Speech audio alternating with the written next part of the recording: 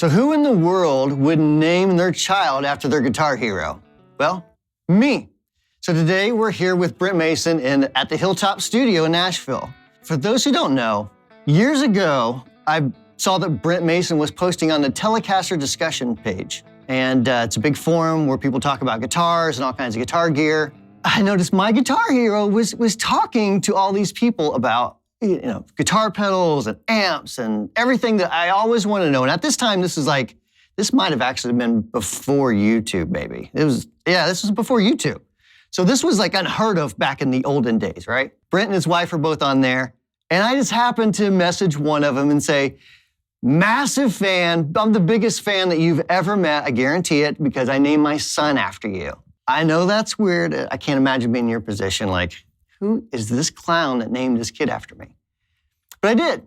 And I think you guys invited me out to one of the gigs. You were doing a gig at 3rd and Lindsley. For those who don't know, 3rd and Lindsley is a smaller venue where you and all the A-list players in Nashville basically were just having fun playing music. I think I said, let me modify a pedal for you. That's kind of what I like to do. And I would love to just see if you like what the mods I come up with.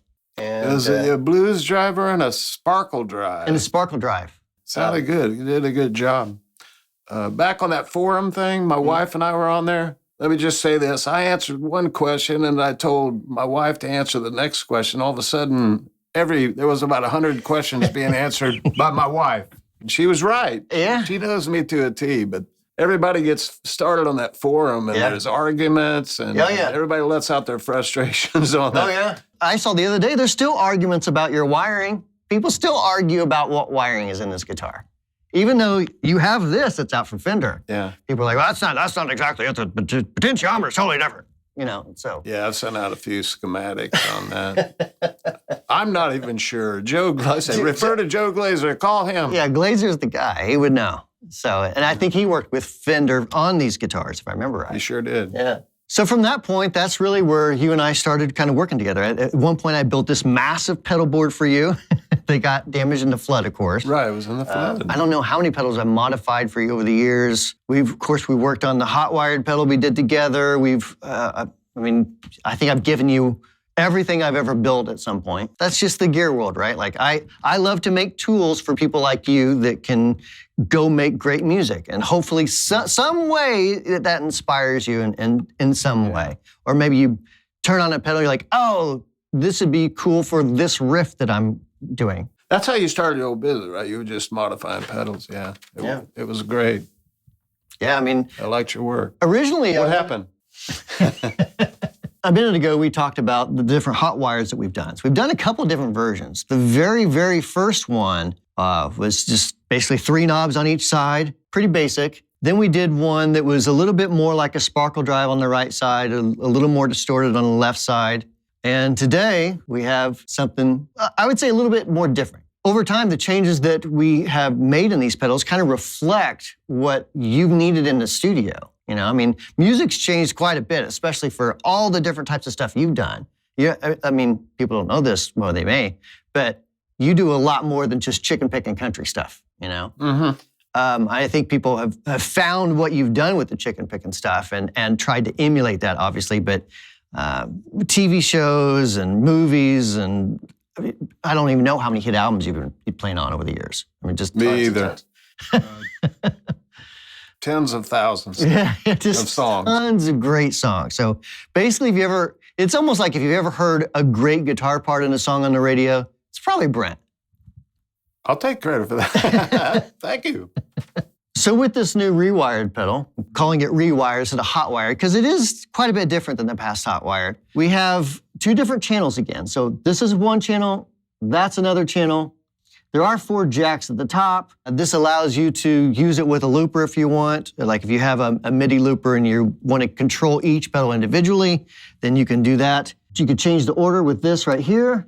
That just changes the order from overdrive to distortion or distortion to overdrive. You have level, gain, fat control, which fat is kind of like, think of it like a wide bass, sort of. It kind of controls a wide frequency spectrum. That's real helpful on what kind of amp you have. Like I have that just a deluxe back there, 12, it's open back. that really enhances the sound. If you got an open back, it adds some more fatness. Of course, if you got a closed back, you might want to drop back on it a little bit. Would you change that if you're using humbuckers, since they're a little fatter? Yeah. I'm always like finding sweet spots. There isn't an exact setting that's going to work on everything. And it kind of works in tandem with the tone knob. The more you fatten it up, the more darker it might get to sound, and then you dial in a little more tone, brighter tone. And lastly, on this channel, we have a blend control as well. So yeah, for the clean. Oh yeah, so all the way that way is going to be just just the drive. Let's see.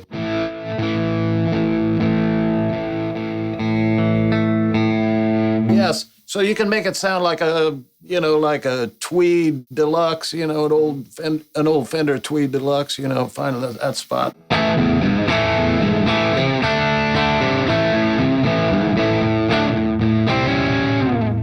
That's pretty good rhythm sound if you're doing something, more rocking and stuff, of course. Would you set it up differently if you're doing something more lead-based? Yeah, I might drop back on a little bit and find that, because what I used to do, we'll call the chicken picking, because that's what everybody calls it. When we do that, Fender tele picking, it used to be pretty clean back in the 90s. There wasn't much grunge on it.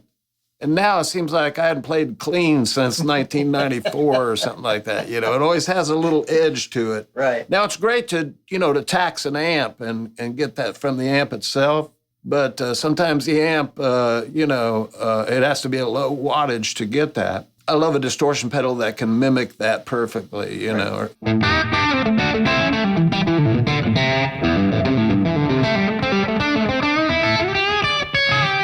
So you got, and that's quite a bit. The artist may go, that's a little too, can you clean it up a little bit? I've heard that a million times. So then at that point, you're kind of right in the clean blend, or are you turning the gain down, or both? Turning the clean blend up.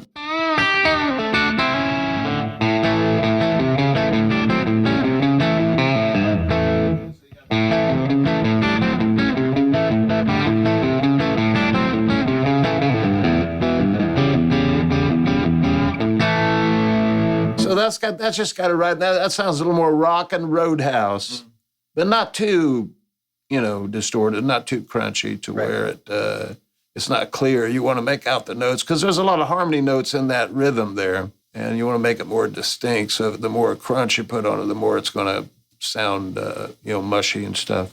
So you find that sweet spot on it. If you're on your neck pickup, like, what are you doing from there? Are you turning the tone up? Or are you turning the...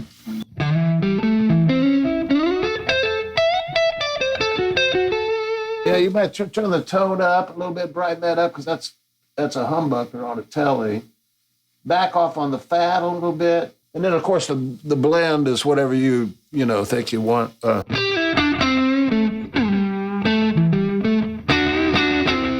So you got.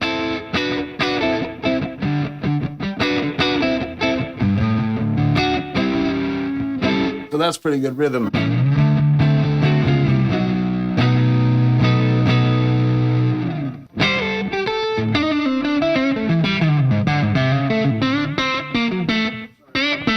So you get that pop, and you can hear the clean a little bit in there.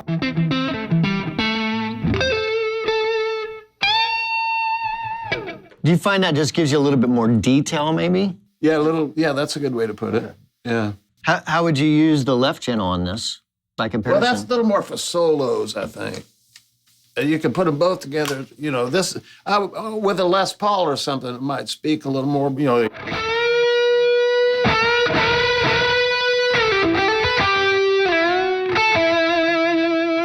You know what I mean? So you got a little more.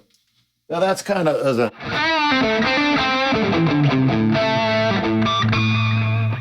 So you get a little more.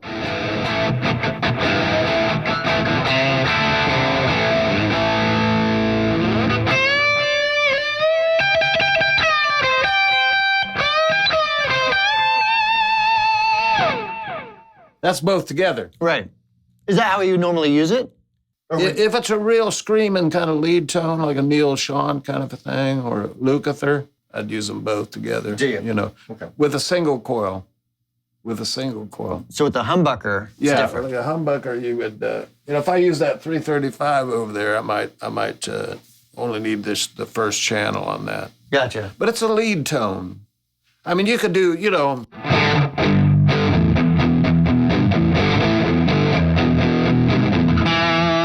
You know, so you could use it for that kind of a rocking out sound too for rhythm, if it's just a real staccato kind of a pumping thing. Pretty neat, huh?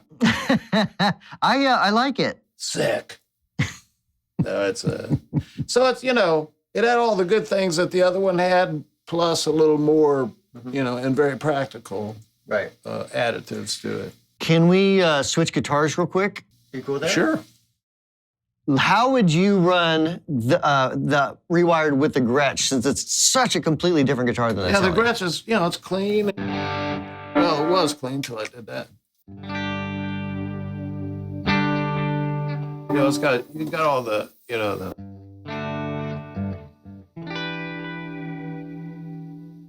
you know, if you're doing kind of those rolling kind of birdsy kind of thing.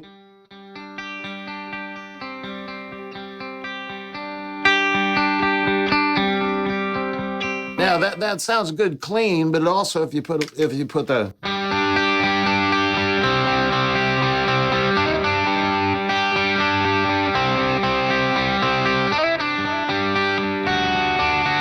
so you get a little crunch on it too, you know.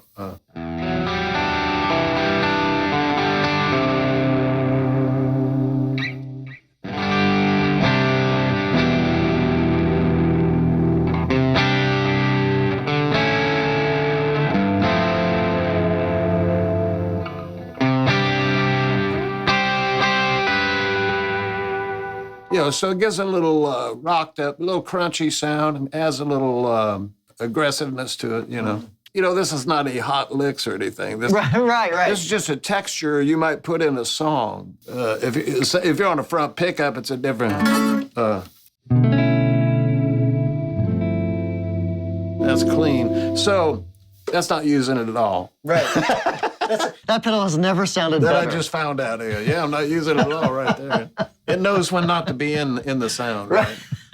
Well, but you're not going to use this. So let's be honest, with the ReWired or really the HiWired, any of the dirt pedals you have, you're not going to always use them, right? It's a tool. It's like you don't always need a tape measure if you're a carpenter, you know? Right, yeah. That's exactly a good analogy, yeah. So let me ask you directly, Brent, because I see this question all the time on different videos and forums and everything else. Why would a person of your caliber not just stick to what you have? Why look for a different pedal that may, you know, give you a different sound or, you know, a different delay, a different reverb or a distortion or a different compressor, whatever? Why look for something different whenever you could have anything you want? To be honest, in one aspect of it, I just kind of get bored with one thing, using it over and over. You got to, you know, reinvent and change up every now and then. So just something that catches your ear that seems to be like, this is practical, but it's kind of out there and it's different than any other pedal. So I'll just find, you know, pedals at random and plug them in and go, hey, I could use that.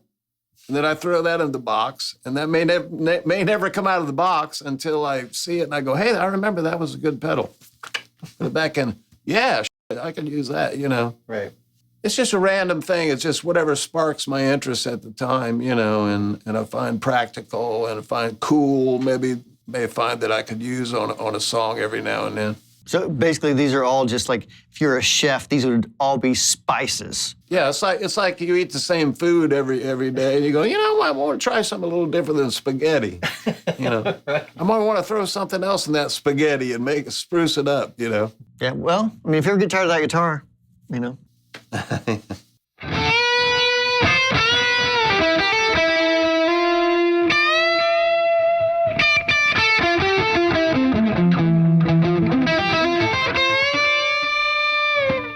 I mean, that's the back pickup.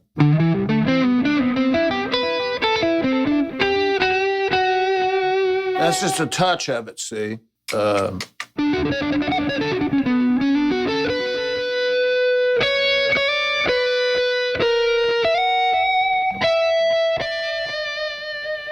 That's a smooth tone, kind of, yeah. You know, cream tone, but Now you can add a little, if you think that's dark, you can add a little tone to that, or take the fatness down a little bit, because it's pretty fat, you know.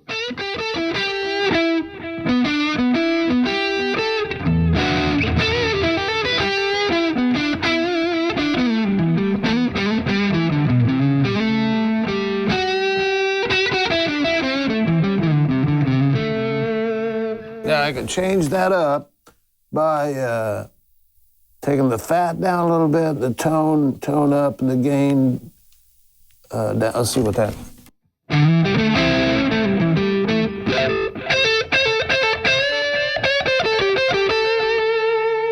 You know, more of a Robin Ford tone or something, or a blues tone. Right.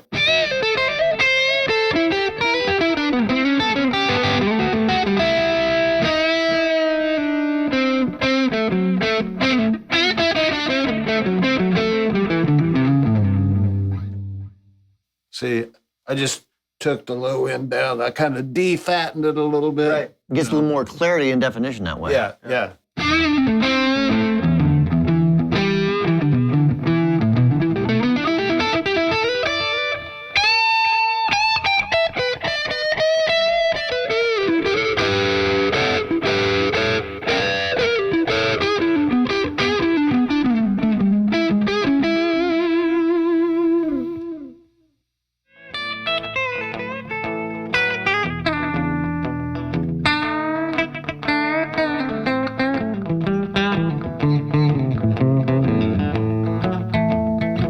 Can we do it? Yeah.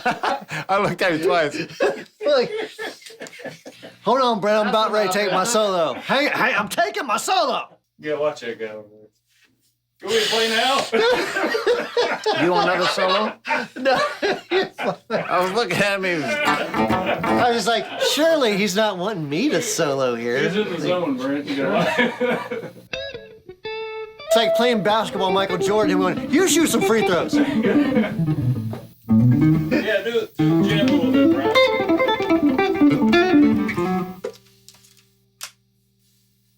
Oh, you really want me to? I guess I can. Okay. Yeah, go. All right, Brent, you just play the rhythm. 1, 2, 1.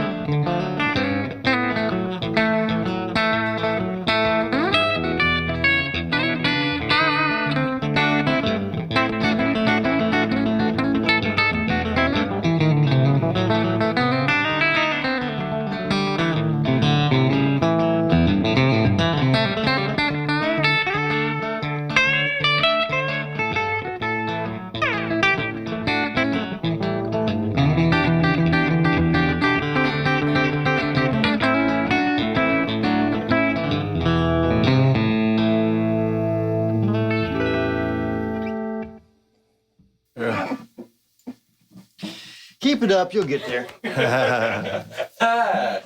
Well, thanks for having us out here in the studio, Brent. I really appreciate it. Had a lot of fun, learned a lot about that ReWired pedal. If you're interested in the ReWired, check the links in the description or your favorite retailer.